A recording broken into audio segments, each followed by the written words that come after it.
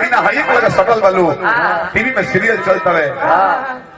पहले और चक्कर में लाइन फट गई गर्मी से दिमाग खराब होते है चढ़ रहा मेहरारू रूस के जाके आ छत पर सूट गल भी पूर्व बोल मरद खिसिया के पश्चिम बोल की नहीं की बोले तो हम कहे बोले जाए 3:30 बजे रात में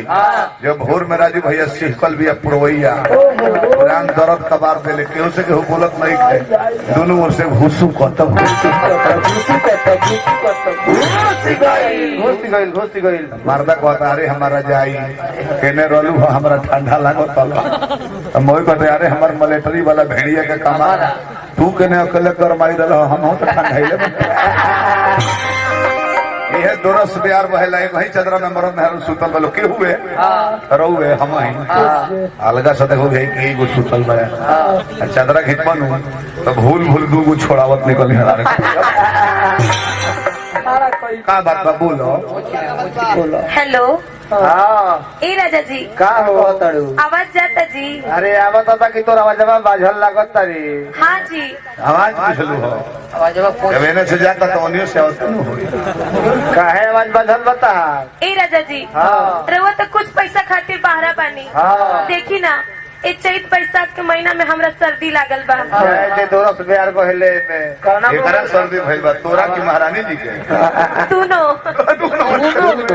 घारा मरवा घारा ए राजा जी रउआ के तो हमार चिंता हैले नहीं खे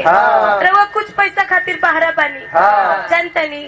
पूरा साल तो बीत जाला लेकिन एक महीना के चैत बैसाख हमरा से नहीं खे बीता हो का होता ए राजा जी जब पसीना चोलिया से पार होता ना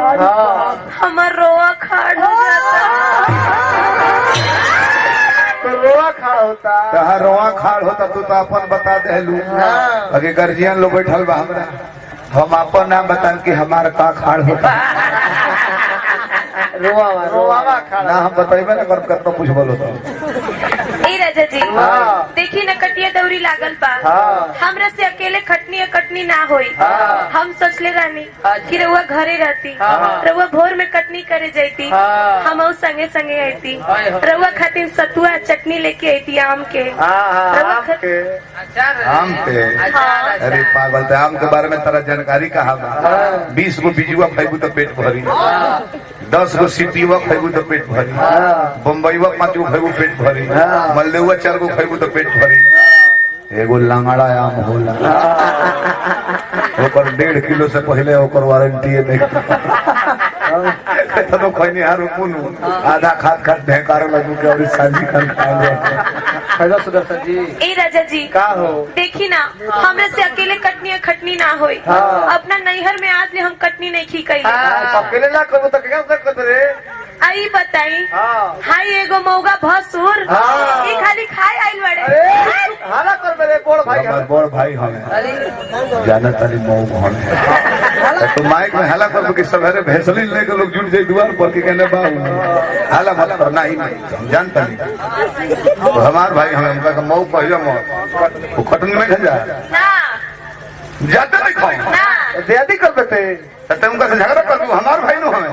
वो सूत के खाई है चाहे बैठ के खाई है चाहे अपन गाड़ी में खाई बोलिए अरे की लगा करवाई दे आओ दया दिन वो खाली